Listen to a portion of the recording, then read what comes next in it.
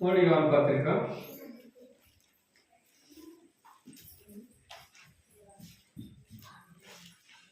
1వ అధ్యాయం.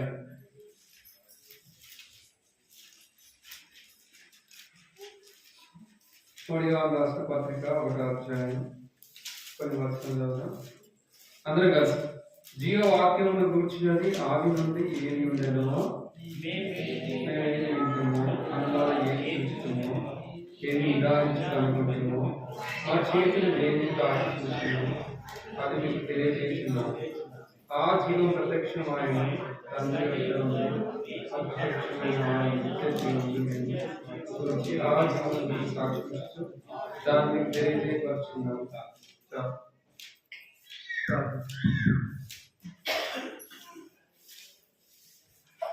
దేవుల తండ్రి, ఇంతకు సాయపడ్డ స్తోత్రాలు.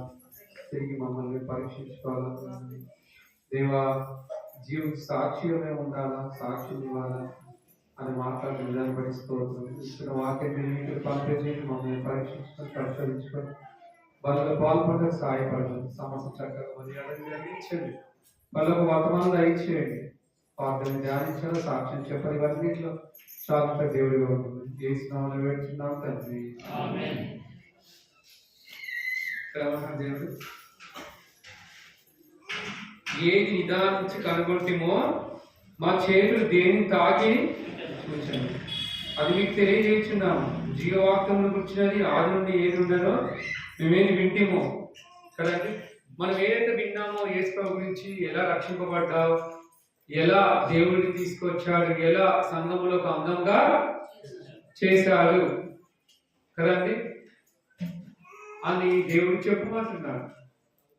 ఆయన గురించి ప్రకటించమంటున్నాడు కదండి. ఎలా రక్షింపబడ్డావు, ఎలా వచ్చావు, సగం ఎలా జాయిన్ అయ్యావు కదా, నీ పుట్ట గోత్రాలు ఏంటి, ఎక్కడ పుట్టావు, ఎక్కడ పెరిగావు, ఎలా ప్రభు నమ్ముకున్నావు, ఎవరి ద్వారా నమ్ముకున్నావు, ఎవరన్నీ ఇవన్నీ కూడా చాలా అవసరం. అది ఏ నిదానం చూస్తేమో, కళ్ళ ఏది చూడాలి ఏది వింటేమో కదండి. వీటన్నింటి కూడా ఏం చేసినట్ట, నిత్య జీవనం మేము చూసి ఆ జీవనం గురించి సాక్ష్యం ఇచ్చు దాన్ని మీకు ఏం చేస్తున్నామంట తెలియజేస్తాము కానీ తెలియజేస్తాము. కాబట్టి దేవుడు ఇచ్చిన వాగ్దానం అందరికీ కదండి.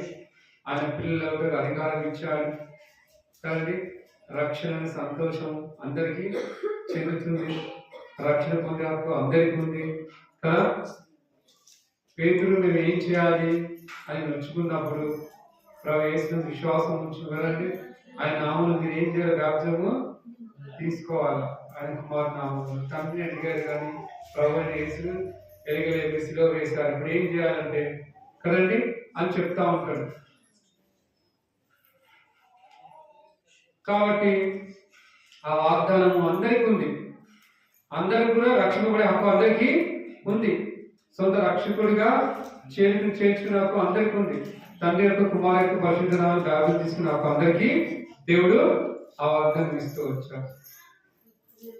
ఆయన వైపు తిప్పుకుంటారు. ఆయన విశ్వాసం ఉంచితే ఏం రక్షింపబడతామని లేఖనాలు తెలియజేస్తా ఉన్నాయి. అయితే ఒకప్పుడు నేను 10వ తరగతిలో చదువుకుంటూ 10వ తరగతిలో ఉన్నప్పుడు నేను స్కూల్కి వెళ్ళి వస్తూ ఉండేవాడిని. పక్కన చెరువు ఉంటుండే. ఆ చెరువు కట్టపై నుంచి స్కూల్కి వెళ్ళేవాడిని, మరి చెరువు కట్టపై నుంచి వచ్చేవాడిని. ఎవరి నుంచి చెరువు కట్ట తెలుసు ఇక్కడ. అయితే ఒక రోజు ఏమైందంటే మాకు తెలిసిన చెరువు కట్టగా ఇల్లు ఉంటాయి. ఎప్పటి నుంచో అనుకుంటా ఉంటాను, అప్పటి నుంచో అనుకుంటా ఉంటాను ఎట్లయినా సరే ఇద్దామని. అయితే మా నాన్న వాళ్ళ పరిచయం, వాళ్ళ డాడీ వాళ్ళు కూడా పోలీసు వాళ్ళే, మా నాన్న కూడా పోలీసు. వాళ్ళు పోలీసు వాళ్ళే, మేము పోలీసు వాళ్ళు. అయితే ఆ పరిచయం బట్టి ఇవ్వాలి, ఎట్లా చెప్పాలి రాజశేఖర్ అని చెప్పేసి అనుకుంటా ప్రార్థన చేస్తూ ఉంటాను. ఇక నాకేమో నామోషి ఆ పత్రిక చదవాలంటే ఒకలాగా కదా, నేను నమ్ముకుంటాను అది అన్నట్లుగా ఉండేది. అయితే బాగా మాట్లాడి ఇచ్చింది, చదువు రాజశేఖరం ఇచ్చింది, చదవడం స్టార్ట్ చేసింది. నాకు అర్థం కాలేదు ఎందుకు ఇస్తుందని. ఏసుకో వస్తారు రాజశేఖరం మనం తీసుకెళ్తారు, ఏసుకోతారు బాబు అప్పుడు బస్సు నమ్ముకో దేవుడికి సాయం చేస్తారా నేను అది ఎప్పుడు అంటా ఉంటుండే. అక్కడ శిరోమణి లేదు లేదు, దేవునిలో మహిమలోకి చేర్చబడి ఆమెను రక్షించుకుంది, ఆమె రక్షణ పొందాను. ఇంకా ఐసోలేషన్ ఉండేవాడు మా క్లాస్మేట్ 10వ తరగతి, వాడు కూడా చెప్తూ వచ్చేవాడు, కానీ నాకు అర్థం కాకపోతుండే. ఎన్నిసార్లు చెప్తూ వచ్చేవాడు, చదివిస్తా ఉండే అలాగే చెప్తే అర్థం కాకపోతే చెప్తుండేవాళ్ళు. ఏసుక్రీస్తు ద్వారా పాపక్షమాపణ, ఏసు పాపం కలిగిపోయాను, ఆయన నమ్మకం మంచిది, దేవుడు ఆశ్రయిస్తాడు అని అంటా ఉండేవాడు. నాకు అర్థం కాకపోతుండే. అట్లా రోజు కరపత్రికలు ఇచ్చేవాడు, చదవని ఇచ్చేవాడు. ఏదో బుక్ లేకుంటుంది చదివి ఉదయం, అప్పుడు ఇప్పుడు లేదు, అప్పుడు వచ్చేది అది ఉదయం. దాంట్లో అన్ని కూడా ఉంటాయి, ఉదయం దేనితో నిండుంది, ఏ పాపంతో నిండుంది అన్ని కూడా చూపిస్తాయి. అవన్నీ చదివిస్తూ ఉంటుండే. స్కూల్లో కూర్చొని వెనకాల బెంచ్ కూర్చొని చదువుతూ ఉన్నాయి ఫలితంగా. ఇక అట్లా ఏం చేశారంటే నన్ను అందరు కలిసి ఎక్కడ తీసుకెళ్ళాలంటే యూత్ క్యాంప్ తీసుకెళ్ళాలి. అది బాగుంటుంది రావాలి, దాంట్లో వదిలేసి ఇక అక్కడ తెలిసి కదా ఒకటే రక్షణ, పాపక్షమాపణ, పాసగ్రాంతులుగా చెప్తా ఉంటుండే. ఏసుక్రీస్తు విశ్వాసం ఉంచండి, ఆయన రక్తంపతి పాపం కడిగిపోయింది. ఇప్పుడే ఇదే సమయం, మీరు నమ్మండి, మీరు ఇవ్వండి అని చెప్పి ఎవరు వచ్చినా అదే స్వార్థ కంపల్సరీ గమనిస్తుంది చెప్తా ఉండేవాడు. ఇక చూసి డెసిషన్ కార్డు తీసి నేను కూడా ప్రభుత్వం నమ్ముతున్నప్పుడు డెసిషన్ కార్డు తీసుకొని రాసి ఇచ్చాను. నేను ఏసు ప్రభు సొంత రక్షకుడు అంగీకరిస్తున్నాను అని చెప్పేసి ఇచ్చాను. 1996లో బహుశా ఇచ్చినప్పుడు 1996లో ఇంకా రక్షణ పొందినాను, అందరికి ఇచ్చేసాను. ఆ డెసిషన్ కార్డు తీసుకున్నాను, ప్రార్థన చేస్తూ వచ్చారు. తర్వాత ఇంటికి వచ్చాను. ఇంటికి వచ్చిన తర్వాత షోది స్టార్ట్ అయింది. నువ్వు వాడికి ఎందుకు వెళ్ళావు, వాళ్ళ దాంట్లో ఎందుకు వస్తావు, వాళ్ళ వాక్యం ఎందుకు విన్నావు, ప్రభు ఎందుకు నమ్ముతున్నావు, ఇవన్నీ కూడా వాళ్ళు అంటూ వచ్చారు. అప్పటికీ నేను ఏమనలే, మౌనంగా ఉన్నాను. ప్రభుని వదిలేస్తే, ఏసుకొని వదిలేస్తే, ఏసుకొని నమ్ముకొని మాకు సీటు తీస్తావు, ప్రభు నమ్మేమో ఎంత అవమానం, మనది ఏంటి, మన పరిస్థితి ఏంటి కదండి. అందరూ అడుగుతారు, పోలీసు గురించి అడుగుతారు అందరూ. మరి అప్పుడు రిటైర్మెంట్ అయ్యాడు, అందరూ అడుగుతూ ఉంటారు, నన్ను చూస్తారు, ఎంత మంచి పేరు ఉంటుంది డిపార్ట్మెంట్. నా పేరు తీసేసినట్ట, నా పేరు పోయిందంటే తలెత్తుకోవాలి, అన్నీ కూడా ఎన్నో వచ్చాయి. అయితే ఇక దేవుడు అనేటువంటి తప్పిస్తూ 10వ తరగతి పాస్ అవ్వడం జరిగింది. ఇంకా ఎక్కువ నమ్మకం జరిగింది దేవుడిని. ఇంకా అట్లనే ఇంటికి వెళ్ళడము, బైబిల్ చదవడము, వాకింగ్ చదవడం చేస్తూ ఉండేవాడిని. ఇంకా ఎక్కువ అయిపోయింది ఇంట్లో శోధన. ఇక నువ్వు వెళ్ళిపోవడానికి, ఇంట్లో వెళ్ళిపో, ఇక నువ్వు ఉండడానికి వీల్లేదు, నువ్వు బయటకు వెళ్ళిపో అని వెళ్ళగొట్టడానికి ప్రయత్నించాడు. ఒకసారి గృహపడికి ముగించుకుని వస్తున్నా, ఇక మా నాన్న వాళ్ళని ప్లాన్ చేసుకున్నాడు. ప్లాన్ చేసుకుని వచ్చారు. నేను ఇంట్లో అడుగు పెట్టిన వెంటనే, గేట్ దాటిన వెంటనే ఇంట్లోకి వెళ్ళాలి కదా మీటింగ్ అయిన తర్వాత, ఇంతలో కవర్ తీసుకొని పడావలు కొట్టింది కాలు మీద. ఇక కాలు దిగిపోయినా అనుకుని కదా పని అయిపోయింది, నాకు కాలు దిగిపోయింది కాబట్టి నా పని అనుకున్నా. తర్వాత హాస్పిటల్కి వెళ్ళాలి. హాస్పిటల్ పోక ముందు ఇంకా బస్ స్టాండ్కి వెళ్ళిపోయినా, ఇంటికి వెళ్ళిపోవాలి. ఇంట్లో వచ్చాను, కొట్టి వెళ్ళిపోయినా బస్ స్టాండ్కి వెళ్ళిపోయి నుంచున్నా. రాత్రి నుంచిన తర్వాత ఇక మా నాన్న ఎత్తుకుంటూ వచ్చి బస్ స్టాండ్ కనపడుతుంది, ఎత్తుకుంటూ వచ్చి ఎందుకు అర్థం చేస్తాను చెప్తే వినవరాన్ని వేసుకొని వదిలిపెట్టారు. వాళ్ళు తీసుకుపోయి ఇంటికి తీసుకుపోయి బయట చదువుతుంటే నా అనేక సాక్షుల నా నామాన్ని నువ్వు భరించాలని, అనేకుల ఎరుట నేను సాక్షిగా వాడుకుంటా అని దేవుడు చెప్పి మాట్లాడుతూ వచ్చిన అపొస్తల కార్యంలో. ఇక ఆ మాటను బట్టి కొంచెం యాకోబు భయపడకుండా నేను ఏర్పరచుకొని ఉన్నాను కదా. నువ్వు జలంలో దాటిపడుతుండదు, అగ్నిలో వెళ్ళకుండా నీకు ఏం చేస్తాడే రక్షిస్తాను. భయపడుతుంది పేరు పెట్టి పిచ్చుకున్న సొత్తు అనేసరికి ఇంకా ధైర్యం వచ్చింది. ఆ రావడానికి నిద్ర లేదు. నన్ను కొట్టిన బాగా మొన్న వాడటం పడ్డాడు జనం వచ్చి, చూసావా. ఇక అట్లనే ప్రభువు చెప్పడం మొదలుపెట్టాను, స్వార్థ చెప్పడం మొదలుపెట్టాను, అలా గోడ పైన రాయడం మొదలుపెట్టాను స్వార్థ వాక్యాలన్నీ కూడా. అయితే మా ఇంటి వెనక ఒక గోడ ఉంటుంది, గోడ పైన రాసాను, గోడ వెనకాల కూడా ఉంది. పూజారి మిషన్ చూసి అందరికి చెప్పేసి చెప్పుకుంటే వాళ్ళు గోడ వేసిండు, ఎవరు రాసింది అన్నాడు. నేనేమని రాశానంటే అక్కడ గోడ మీద పాపం రక్షించడానికి ఏసుక్రీస్తు లోకానికి వచ్చిన వాక్యం నా దగ్గర నీవు పోవడానికి అప్పుడు అట్లా రోషమా వాక్యం ప్రకటిస్తామని ఎక్కడ పట్టు అక్కడ. ఇక ఇంటికి వచ్చింది, అసలే నాయకు వాళ్ళు ప్రభావం అంటే పరిగెత్తుకుంటూ వచ్చేసిండు. చూడు మీ అబ్బాయి ఇట్లా గొడవ మీద రాసిండు, ఏసీపీ పగడించబడుతుంది, చూస్తే బాగుండదు అన్నాడు. పోలీసులో పట్టిస్తామన్నాడు. ఇక మా నాన్న చూసుకో, ఇక రే నువ్వు ఉన్నకాడ ఉంటా తిరిగి గమనుండక నోరు పూసుకొని నమ్మినావు గమనుండి ఇంట్లో నువ్వు పోయి సువార్త చెప్పడం మీద అందరికి ఏసీపీ నిజమే చెప్పడం మీద పాపం చెప్పడం మీద ఆయన తిరుగుతా ఉన్నాడు. తర్వాత గడిచిపోయిన తర్వాత పిలిచిండు. ఆ వ్యక్తి ఏ వ్యక్తి అయితే అన్నాడో ఆ వ్యక్తి నన్ను పిలిచాడు. పిలిచి నేను కింద నిలబడ్డాడు, పైన స్లాబ్ అనేది, నువ్వు ఎంతమందికి ఇలా మార్చాలనుకుంటున్నావు? అమెరికాకి వెళ్ళి డబ్బులు వస్తున్నాయా? అమెరికా వాళ్ళకి డబ్బులు ఇస్తున్నాడా? ఎంతమంది మార్చాలనుకుంటున్నాను అట్లా నీ పోలీసులో పట్టిస్తాను మళ్ళీ అన్నాడు. అనేసి అందరితో చెప్పడం స్టార్ట్ చేసిండు. ఇక కొన్నాళ్ళు గడిచిపోయి ప్రాసెస్ చేసుకోవడం స్టార్ట్ చేసిన, కొన్నాళ్ళు గడిచిపోయి తర్వాత ఎవరైతే నన్ను అన్నాడో పోలీసులో పట్టిస్తా అని చెప్పి సువార్త పట్టిస్తే వాడు డ్యూటీకి వస్తుంటే, డ్యూటీ నుంచి వస్తుంటే అప్పుడు కొద్దిగా అట్లుంటుంటే చెట్లు అడి ప్రాంతం టౌన్ అయిపోయింది. ఐటీ సైడ్ అంటే టౌన్ అయిపోయింది. మరి కొత్త ఐటీ సిటీ దగ్గర అర్థమవుతుందమ్మా. అయితే అప్పుడు చెట్లు ఉండేది. చెట్లు తీసుకెళ్ళిపోయి ఆ వ్యక్తిని దొంగలు పట్టుకొని 2 ఎకరాలు చీల్చిన కోసిండంట. నన్ను పోలీసులో పట్టిస్తాను కదా, 2 ఎకరాలు ఇట్లా కోసాడు. ఇక అప్పుడు నుంచి జోలికి రావాలి. ఇక నన్ను చూస్తే కింద మోహనిస్తాను వెళ్తాడు. ఎవరైతే అన్నారో వాళ్ళ చూసి వాడు చెప్తున్నా. ఈ చిత్రం చూడు, ఎవరిట్లా వాళ్ళే ప్రార్థన చేసిన వాళ్ళ అమ్మమ్మకి నేను ఏం చేసిన ప్రభు నుంచి డైలీ ప్రార్థన చేయడం రాయడం కొత్తగా అట్లుంటున్నప్పుడు తెలియదు. తర్వాత తెలిసింది ఎవరైనా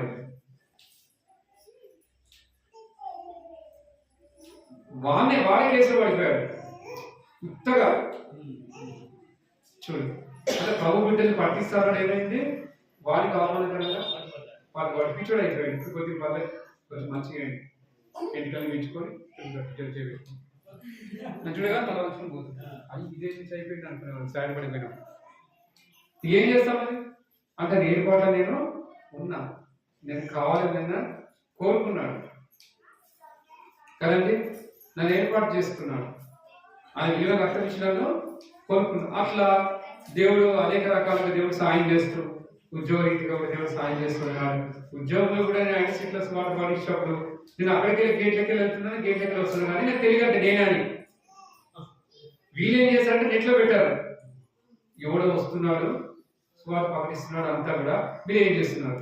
ఆ వ్యక్తులు కామన్ లేకపోతే మీరు సెక్యూరిటీ ఉంటే ఏం చేస్తున్నారు, వాళ్ళే పడ్డారు. అందరు పై అధికారులంతా వాళ్ళు వెళ్తా ఉన్నారు, మీరు ఏం చేస్తున్నారు. నేను అక్కడ ఉన్నా, నేనంతా తెలియదంట. తర్వాత తెలిసి నేనని తెలిసిన వెంటనే ఇక పరిగెత్తుకుని వెళ్ళినప్పుడు నా డ్యూటీ కాదు, పరిగెత్తుకుని వచ్చినట్ట ఎక్కడ చంపాడు సర్వేసి అన్నాడంట.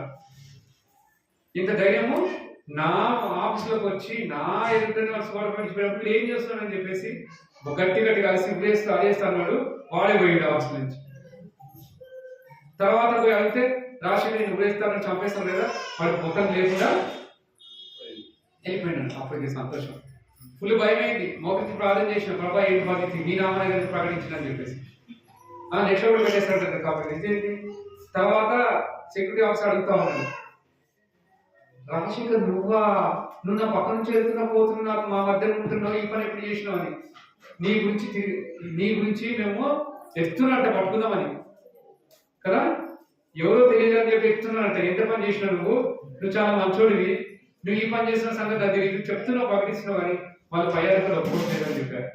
మళ్ళీ కొన్ని రోజుల తర్వాత ప్రార్థన చేసిన తర్వాత మళ్ళీ ఎవరైతే వద్దన్నారో ఆ సెక్యూరిటీ ఆఫీసర్ నన్ను తీసుకొచ్చి కూర్చోబెట్టి ఇప్పుడు చెప్పు అంతరించి వాళ్ళు చెప్పన్నాడు. చూసావా, ఎక్కడైతే ప్రకటించేది అన్నాడో అక్కడ తీసుకుపోయి టాప్ పైన వాళ్ళ ముంగట చెప్పమంటున్నారు. ఏం చెప్పాలి, ఎట్లుంటారు ఒక వద్దు అని చెప్పేసి అన్నోళ్ళు శిక్షిస్తారు, వాళ్ళు తీసుకొచ్చి కూర్చోబెట్టి వాడు చెప్పంటున్నాడు. ఇప్పుడు చెప్పు ఏంటి బాగా చెప్పాలి, ఇది నాకు దొరికింది ఛాన్స్ చేసుకునే కదా సార్. ఏ ప్రాబ్లం ఇంకొకరికి వచ్చి రక్తం చనిపోతే ఏం లేదు సార్, అందరు పాపం ఏ వేదం లేదు అని కాల్చిన రక్తం ద్వారా పాపక్షాంశం వాళ్ళ వార్త ఎక్కడ పోయి అదే ప్రకటించేది. ప్రభు భవిష్యత్తులో ఏం చేయాలి అని అంటే దేవుడు మాట్లాడుతూ చనిపోయింది. ఏమని, నువ్వు నా దాసులో నిన్ను ఏర్పాటు చేసుకున్నాను, మనుషుల కాక దేవుడికి దాసులై ఉండడి అన్నాడు పేతురు రాసిన పత్రిక కదా. మాట చూడండి.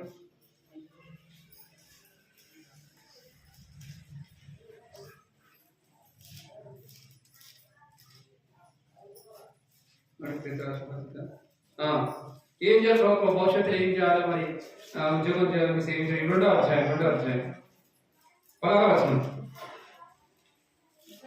స్వతంత్రులై ఉండి దుష్టత్వమును కప్పెట్టకు మీ స్వతంత్రమును వినోగపరచగా దేవునికి దాసులమని లోబడి. ఓ దేవునికి దాసుని పని చేయాలి. సరే, లోకంలో ఎంత పని చేసినా వెళ్ళాలి. ఇది అన్నిటికంటే గొప్ప పని. నీకు దాసునే ఉండమని చెప్పేసి సరే ప్రభా మరి వస్తాను ప్రార్థన చేస్తాను అన్నప్పుడు ప్రార్థించినప్పుడు సేవకి ఇక్కడ పోవాలన్నప్పుడు సంఘానికి తెలుసు. సంఘానికి అక్కడ పంపించాం. అక్కడ ట్రైనింగ్ అయిన తర్వాత అక్కడ నుంచి మళ్ళీ నుంచి తర్వాత మరి తెలంగాణ గ్రామం జరిగింది. వివాహం అయిన తర్వాత అక్కడ ట్రాన్స్ఫర్ అవ్వకుంటూ తిరిగి మళ్ళీ దేవుడు వాళ్ళు కావాల్సి వచ్చింది. ఇంకా దేవుడు అప్పటి నుంచి ఇప్పటి వరకు రక్షించిన కాలం నుంచి సేవకు పిలిచి దేవుడు ఏం చేస్తూ వచ్చాడంటే అనేకమైన శ్రమ కూడా తీసుకెళ్ళి యాకోబు దేవుడు తోడే ఉండి దేవుడు ఇంతవరకు ఏం చేస్తూ వచ్చాడు? దేవుడు నన్ను నడిపిస్తూ వచ్చాడు. ఇది నా జీవిత సాక్ష్యం, జీవిత చరిత్ర కదండి. అందుకే ఏది వింటిమో ఏది చూచటమో సాక్ష్యం ఏం చేయాలి? మనము ఇవ్వడానికి ప్రయత్నించాలి. అర్థమైందండి? రైట్. సాక్షి దేవుడు దీనికి ఆశ్రయించింది కాక మనం నెక్స్ట్ వాగ్దానం మీద మనం చూసుకుందాం. మరి ఎప్పుడైనా చూసుకున్నాం ఒకటి అయిపోయింది కదా. ఏమైంది?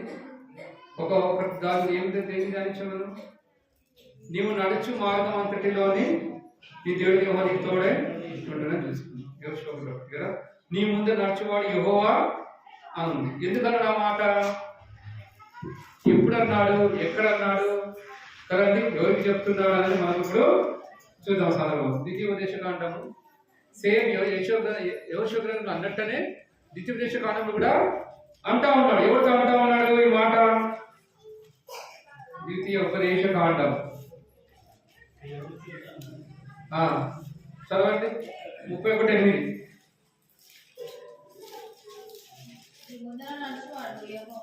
ఈ ముందర నడుచువాడు యెహోవా ఆయన తోడై ఉండును, ఆయన విడువడు, ఎడబాయడు, భయపడకము, విశ్రమందకము ముందుకుమని ఇజ్రాయెల్ అందరిట అతనితో చెప్పాను. ఎందుకు చెప్తా ఉన్నాడు అంటే యోషువ కదండి.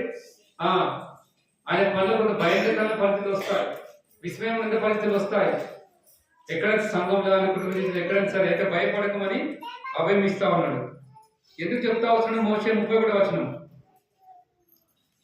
మోషే ఇజ్రాయెల్ అందరితో 1 ఈ మాటలు చెప్పుట చాలించి వారితో మళ్ళీ ఇట్లా ఏమని, నేను 120 ఏళ్ల వాడనై ఉన్నాను, ఇక మీదట నేను వచ్చుచు పోవచ్చు నుండలేను, నా వల్ల కాదు. నా యొక్క పని, నా యొక్క సేవ నేను చేసే ఎవరికి పురుకొలుపుతున్నా, ఎవరికి ట్రాన్స్ఫర్ అవుతుంది? యోషువకి ట్రాన్స్ఫర్ అవుతుంది కదండి. భయం ఉంటుంది కోతలో, ఇవన్నీ కూడా ఉంటాయని చెప్పేసి దేవుడు మాట్లాడుతూ వస్తున్నాడు.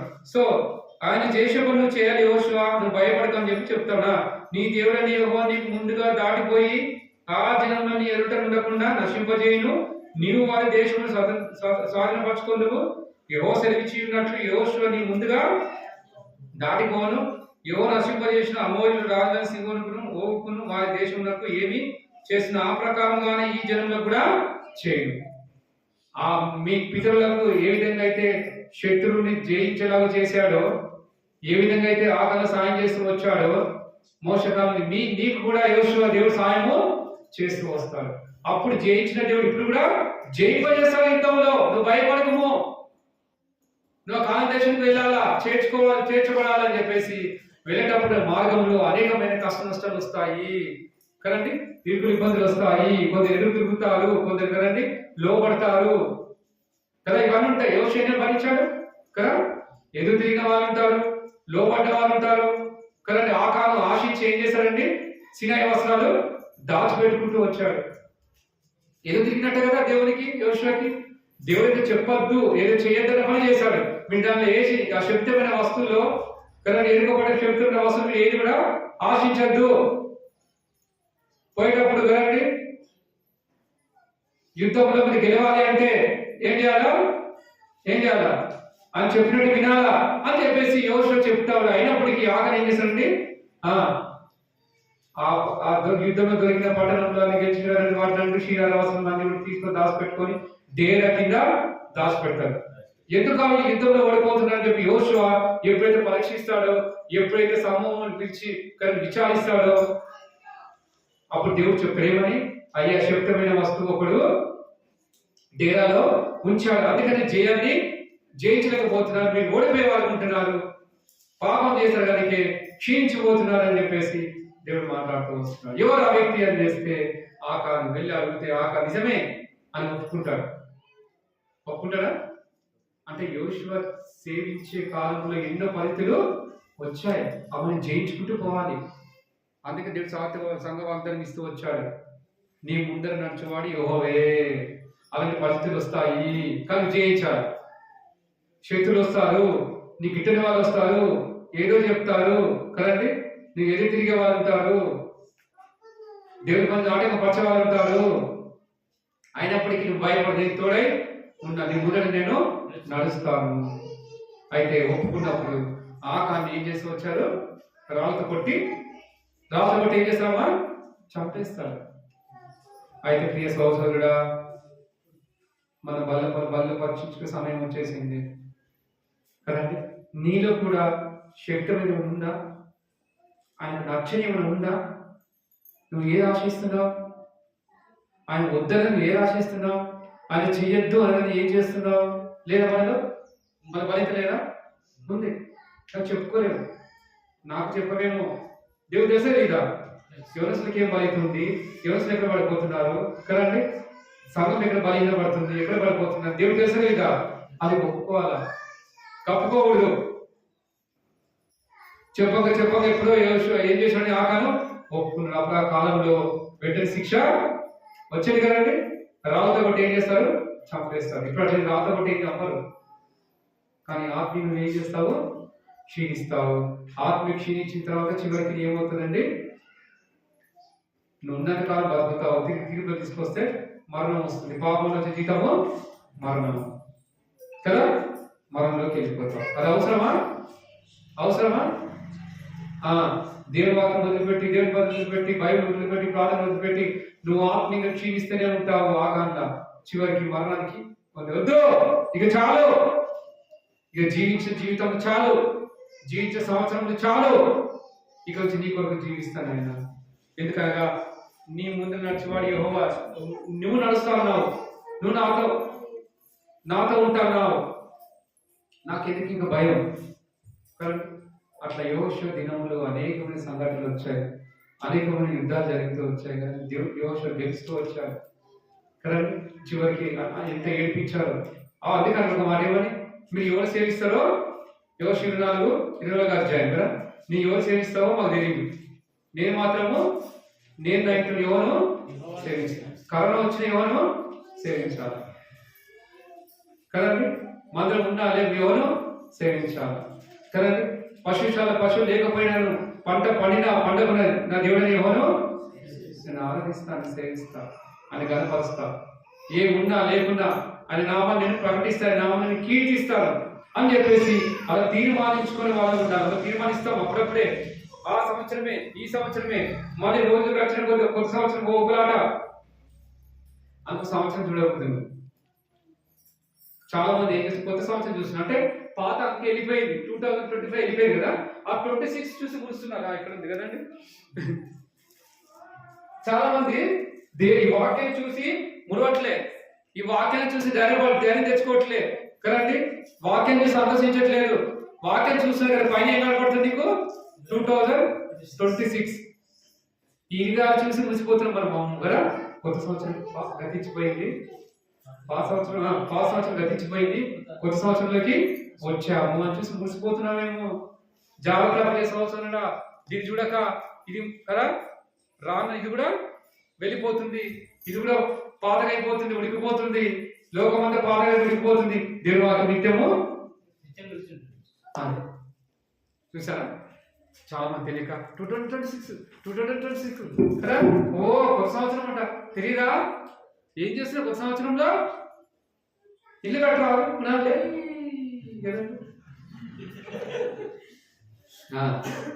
కొడుకు పెళ్లి చేయి, ఇవన్నీ వస్తాయి కదా.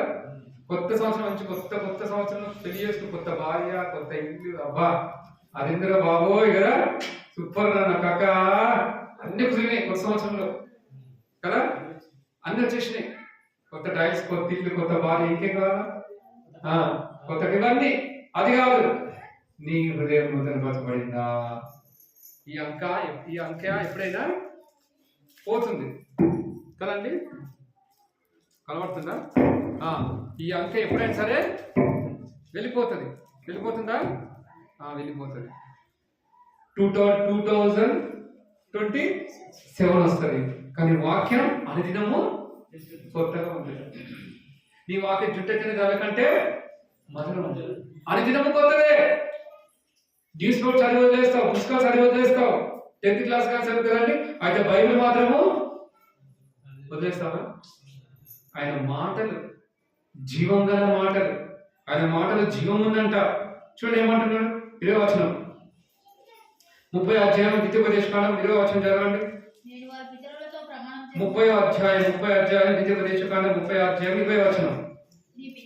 నీ పితరులైన అబ్రహాము, ఒక్కొక్కటి కింద చిన్నగా, నీ పితరులైన అబ్రహాము, ఇస్సాకు, యాకోబులకు ఆయన ప్రమాణం చేసిన దేశంలో మీరు నివసించినట్లు యెహోవాయే నీ ప్రాణమునకును నీ దీర్ఘాయుష్నకును మూలమై ఉన్నాడు. కాబట్టి నీవును నీ సంతానమును బ్రతుకుచు నీ ప్రాణమునకు మూలమైన నీ దేవుడు యెహోవాను ప్రేమించి ఆయన వాక్యమును విని ఆయన హత్తుకున్నట్లు జీవము కోరుకున్నాడు. అంటే ఏముంది వాక్యములో? జీవం ఉంది, ఆయనలో జీవం ఉంది. ఆ జీవం ఈ శరీరధారిగా లోకానికి వచ్చి ఏమైందంట, ఆ నీతిమంతుడు మనందరి కొరకు బలి అయిపోయాడు, శరీరధారి అయి. అందుకే శరీర దినములు ఉన్న నీకు జీవం ఇవ్వడానికి శరీరధారి అయిన దినములలో మహారోదనతోనూ కన్నీళ్లతోనూ కదండి ఏం చేస్తూ వచ్చాడు, ప్రార్థిస్తూ విజ్ఞాపనలు, యాచనలు దేవుడికి అర్పిస్తూ వచ్చాడు. ఆ భయభక్తులు కలిగి ఉన్నందున దేవుడు అంగీకరింపబడ్డాడు. యేసు ప్రభు తండ్రి దేవుడికి అంగీకరించబడ్డాడు. కాబట్టి మనం అంగీకరించబడాలంటే, మనం ఎత్తబడాలంటే ఎలా ఉండాలంట? యేసు ప్రభు పోలి నడుచుకోవాలి. అందుకే నేను ప్రభు పోలి నడుచుకున్న మీరు నన్ను పోలి, ఆ మాట ధైర్యంగా ఎవరంటారండి? పౌలు ఒకడే అన్నాడు. మనం అంటామా? మనం అనలేము. మనకి ఎన్ని బాధ్యతలు, ఉద్యోగ బాధ్యతలు కదా, సంసార బాధ్యతలు, వీటికి టైం సరిపోతుంది మనకి. ఇవన్నీ చూసుకొని చేసుకొని రాసుకొని చూసుకొని వచ్చి ఆలోచించే లోపల సగం టైం అయిపోయింది, సగం ఆయుష్ అయిపోయింది. ఏమన్నాడు? నీ ఆయుష్ పొడిగించాలన్నా కదండి, నువ్వు మంచి బ్రతకాలన్నా, నీ ఆత్మకు ఆగం, నీ భౌతికమైన దేహానికి ఆగం ఎవరు? నేనే, నా వాక్యమే జీవము కదండి అంతా. కాబట్టి కూడా దేనికి ఎక్కువ ఇంపార్టెన్స్ ఇస్తున్నావు, దేనికి ఎక్కువ ప్రయారిటీ ఇస్తున్నావు, దేనికి ప్రాధాన్యత అనేది ప్రాముఖ్యత ఎవరికి ఇస్తున్నావు? మనం ఈ సంవత్సరం అన్న దేవునికి ఇవ్వడానికి, దేనికి వాక్యం ఇవ్వడానికి మనం ప్రయత్నం. ఎందుకు? వాక్యం ఉంది ఏంటంట జీవం. ఆ జీవం నీళ్ళెళ్తుంది, నీళ్ళెళ్ళినప్పుడు బతుకుతా ఉన్నాడు అన్నాడా? అనేకులు ప్రార్థిస్తున్నారంటే దేవునికి వాక్యం వద్దంటున్నాడు, జీవం వద్దంటున్నాడు, ప్రార్థన వద్దంటున్నాడు. మాకు వద్దనే కదా ఇంత దూరం కట్టుకున్నాం మందిరం కదా, హ్యాపీగా తప్పించుకోవచ్చు. అంత దూరం ఉన్నాం, అంత దూరం మాటి బైక్ తీయాలి కాదండి, ఏడైతుంది మనకి కదా, కొద్దిగా రిస్క్ కదా. అదే దగ్గర ఉంటే, అక్కడ లోకల్ ఉంటే బాగుంటుంది, అక్కడ వచ్చేస్తుండే. ఇప్పుడు ఇంటికి వచ్చేసరికి ఇంకెక్కువ అయిపోయింది నెగ్లిజెన్స్, నిర్లక్ష్యం. అంత చలిలో 7 గంటలకు పోయి ఓడి చేస్తారు, ప్రార్థన తలుపులు వేసుకుంటారా? ఎవరైనా దగ్గర ఉండడానికి చూస్తారు కానీ ఇంత దూరం వచ్చి ప్రయాసపడి దేవుడి గురించి చేయాలని ఎవరు చూడారు? చూసారండి? చూసారా? చూడరు. ఇక్కడ బాత్రూమ్ ఉందండి, ఇక్కడ ఉంది కిచెన్, ఆడిపోయి వంట చేస్తారు, ఇక్కడ వండడానికి ప్రయత్నిస్తారు కదా, అంతే కదా. భూమిలో బాత్రూమ్ ఉంటే అక్కడ కూడా బయట ఇస్తావా? నీ వేరే దగ్గర పోతావా? బయటికి పోయి రాలేం కదా. అట్లా దగ్గర ఉండదని యూజ్ చేసుకుంటాం కదండి. బైక్ ఉంటే బైక్ యూజ్ చేస్తాం, కార్ ఉంటే కార్ యూజ్ చేస్తాం, సైకిల్ ఉంటే సైకిల్ యూజ్ చేసుకుంటాం కదండి. బైక్ కార్ పెట్టి సైకిల్ మీద పోతావా? ఏంటంటే పోతారా? నువ్వు ఎప్పుడు రా సైకిల్ తగ్గుంటే పిల్లలంటే వస్తారు అనుకో, నువ్వు ఎక్కించుకొని బాగా కదా సైకిల్ తొక్కుంటే పిల్లలు వేసుకుని అయిపోయింది మన పని కదా. ఎవరైనా ఈజీగా చూస్తారు ఇంత దూరం రావాలో ప్రయత్నము అని చెప్తున్నా వచ్చిస్తాను ఏమనుకోవద్దు. తప్పదు, ఏం చేస్తాం, కొద్దిగా ప్రయాసపడాలి. ఇక మందిరం ఇక్కడ ఉంది కాబట్టి బతుకు జీవుడా తగుదమ్మా అనుకుంటే ఏం చేయాలి, కొంచెం ఎర్లీగా బయలుదేరాలి కదా.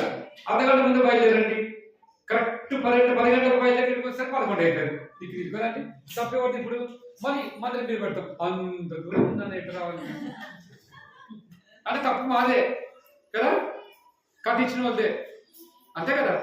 ఈజీగా ఇస్తాం. ఎందుకు లేట్ అయిందంటే మనమే చేసుకోం, అవ్వలేక ఆదమ్మలేక ఇంత ఉంది రావాలి రోడ్డుకి వచ్చి మళ్ళీ కట్టగొట్టి తిరిగి ఎప్పుడు అది కూడా ఎప్పుడు కనబడితే ఆ స్తంభం వాటి వచ్చిందన్న కలిసి అడిగి పోయినా బయట వచ్చిన ఇవన్నీ ఎందుకు వచ్చింది కదండి.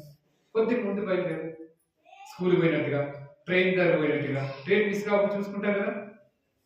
అందుకని నా వాక్యాన్ని మీరు ఏం చేయండి, ప్రేమించండి. నా వాక్యాన్ని అనుసరించి అన్నాడా ఇక్కడ అంటున్నాడు. ఇదే వాక్యం మరొక చోట వేరే రాయబడింది, నా వాక్యాన్ని అనుసరించండి, దాని ప్రకారము ప్రవర్తించి దాని ప్రకారం అన్నాడు. యాగపత్రికలో రాత్రి చూసుకున్నాం ఆ కరెక్ట్ అంటే వీడే మంచి వింటాం, ఇంత బాగా వింటాము కదండి. ఇంకా అబ్బా ఎంత ఇంట్రెస్ట్ గిట్టుందో అనుకుంటా కదండి. మరి వెంటనే ఏం చేస్తారండి, సార్లే ఇన్నది మస్తు తింటాం, మంది నట్టు తింటూనే ఉన్నాం, సార్ పరా పరా అనుకోతాం. చూసారా అంటే మానవుడు వింటున్నాడు కానీ వింటున్నాడు, హృదయంలో పూజ పెట్టుకోవట్లేదు. వింటున్నాడు, హృదయంలో నచ్చుకొని కదండి. దాని ప్రకారము నడవడానికి అవలంబించడానికి మనకి చాలా కావట్లేదంట. పడుకోవడానికి చాలా అవుతుంది కదా, దాని ప్రకారం నడుచుకోవడానికి మాత్రం మన వల్ల వాక్యం వింటున్నాను, దాని ప్రకారం నడుచుకోవడానికి ఇబ్బంది అవుతుంది. అంతేకాదండి అక్కడ దేవుడికి మనకి అసమాధానం వస్తుంది. అందుకనండి మీరు అనేక రోగులు బలహీనలు ఉన్నారయ్యా కదండి. అందుకే మిమ్మల్ని మీరు ఏం చేయాలి, పరీక్షించుకోండి అయ్యా, పరీక్షించుకోండి కదా. దేవుడు ఎన్నో వాగ్దానాలు ఇస్తున్న వాగ్దానం నెరవేరాలని ఆశ, దేవుడు ఇచ్చిన వాగ్దానం నెరవేరాలా, మంచిగా ఆరోగ్యంగా కాపాడాలా, అన్ని మనం అనుకున్నట్టుగా అన్ని చేయాలి దేవుడు అని ఎట్లుందంటే యజమానుడు అయినా మనకి యజమానుడు ఎవరండి, అది లేదు. ఇప్పుడు మనమే యజమానులం. ప్రభా వేసినప్పుడు అడుగుతుంది చేయి కదా, చేయాలి, ఇది కావాలంటే కావాలా, అప్పుడు దేవుడు చెప్పినట్టు చేసి. అంటే ఇప్పుడు ఎట్లున్నది, నువ్వు ఆయన చింత నెరవేర్చినట్టుందా, నీ చింతను ఆయన నెరవేర్చినట్టుందా? మరి అందుకే ప్రభా దేవా నీ చింత నెరవేర్చుకు నాకు సంతోషం అన్నాడు. యేసు ఎందుకు వచ్చాడు, గ్రంథ చుట్టలో చుట్టబడి ఉన్నది చూశాడు. దేవా ఆ గ్రంథ చుట్టలు ఏమి రాయబడింది, నీ చిత్తాన్ని నెరవేర్చడానికి లోకానికి వచ్చిన ఎబ్రాజు పత్రికలు అన్నాడా. దేవా నీ చిత్తాన్ని నెరవేర్చడానికి లోకానికి వచ్చాను ఆయన అని రాయబడిన ప్రకారము నేను వచ్చి తిని అన్నాడా. నువ్వు ఎందుకు వచ్చావు, గ్రంథ చుట్టలు రాసుకున్నాడు దేవుడు, రాసుకున్నాడు కదా. నువ్వెందుకు వచ్చినావు, ఆయన చిత్తాన్ని నెరవేర్చడానికి. కష్టంగా ఉంటుంది, ఇష్టంగా నెరవేర్చాలా, అది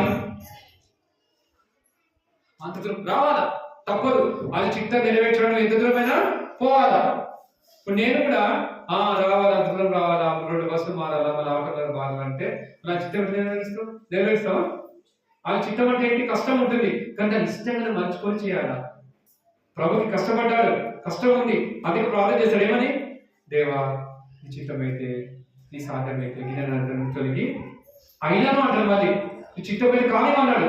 నేను పోవాలా, మనం పోవాలి, ఓకే రైట్, చంపుతారా, చంపేయండి ప్రభా, చంపేయండి.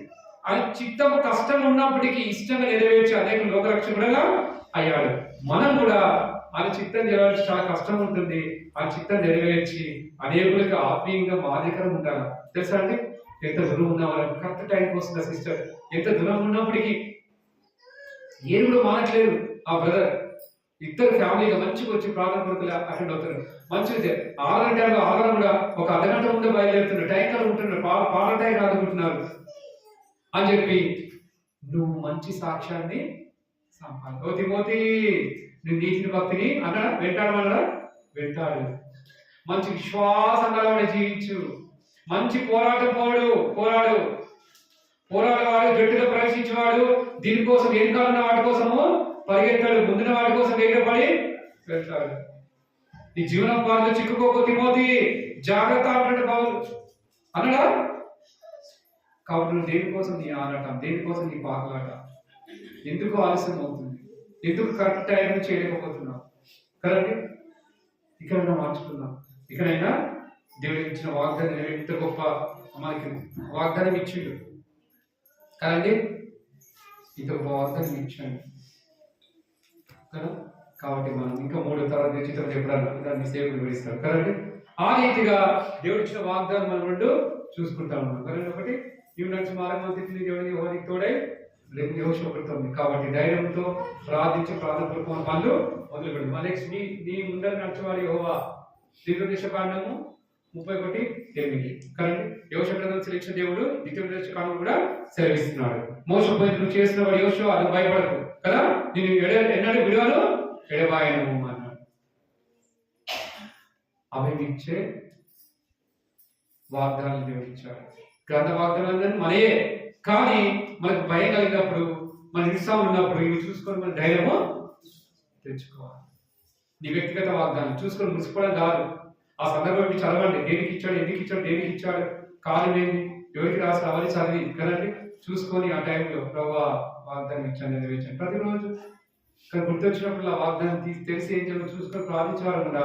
సంవత్సరం నుంచి ఇచ్చి వాగ్దానం చూసుకొని మురిసిపోతాము, మళ్ళీ బయటలో పెట్టేస్తాము, ఇక మళ్ళీ మర్చిపోతాం. మన సంవత్సరం రాగానే పోయిన సంవత్సరం ఇచ్చారు వాగ్దానం, అది నెరవేరిందో కూడా కొందరు తెలియదు కదా.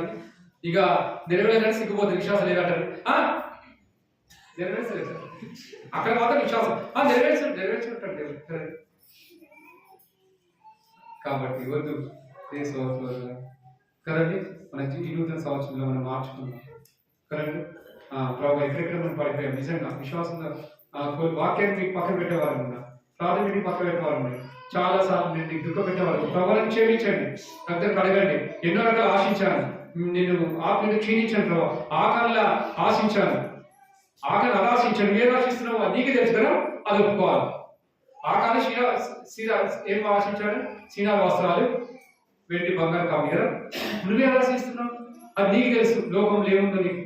ప్రభావ నేను కూడా తండ్రి పడిపోయాను, క్షమించండి, కార్యం శుద్ధీకరించండి ప్రభావ. మీరు ఆశించండి, నేను ఆశించాను, మీకు నచ్చింది నేను చేశాను ప్రభావ, క్షమించండి. అందరు కడిగి నూతన శుద్ధీకరపరిచి వాళ్ళు పాల్గొని నాకు సహాయపడండి దేవా అని చెప్పేసి మనము మోకరించి మనం పరీక్షించుకొని వాళ్ళు పాల్గొనే వాళ్ళగా ఉన్నాం. రైట్, మోకరిద్దామా?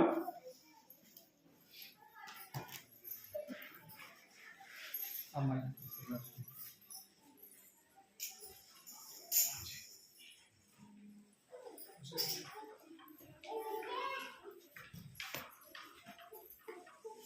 దేవుడా